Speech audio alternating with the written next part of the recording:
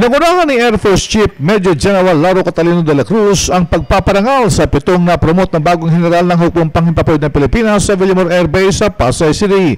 Ang 7 bagong general na tinaas ng rango ng Pangulong Benigno Aquino III ay sina Major General Cipriano Guindao, Commander ng Air Release Command, Brigadier General Emeraldo Magnaye, Commander ng 530th Airways Wing, Brigadier General Romeo Taginod, Chief ng Air Force Internal Audit, Major General Roy de Bedatuda, AFP Deputy Chief of Staff ng Plans and Programs, Brigadier General Richard Sigaan, Head ng AFP Pensioners Gratuity and Management Center, Brigadier General Elmer Amon, Vice Commander ng Western Command, at Brigadier General Antonio Tamayo, Commander ng AFP Reserve Command.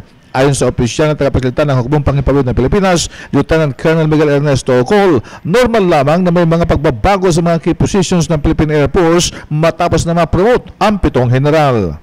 There are changes definitely since that bago ang ating commanding general, but definitely these changes are part of how we will move forward. No, some of the officers, I would like to say that everybody moved up.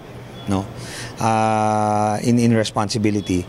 So from a staff position to a group commander's position, or to a position that would give credence sa kanilang mga expertise, no, and then or related.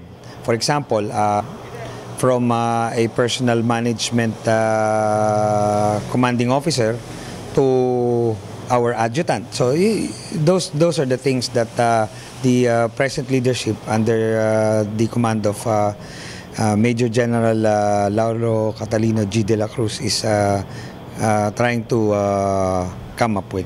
Sinabi pa ni Ocol na ang movement sa ground level ng command ay nasa diskresyon na ng field commanders. Yan ang RH News sa punong himpilan ng Hukbong Panghimpapawid ng Pilipinas. RH 911 Bing Formento, naglilingkod sa pagbabalita.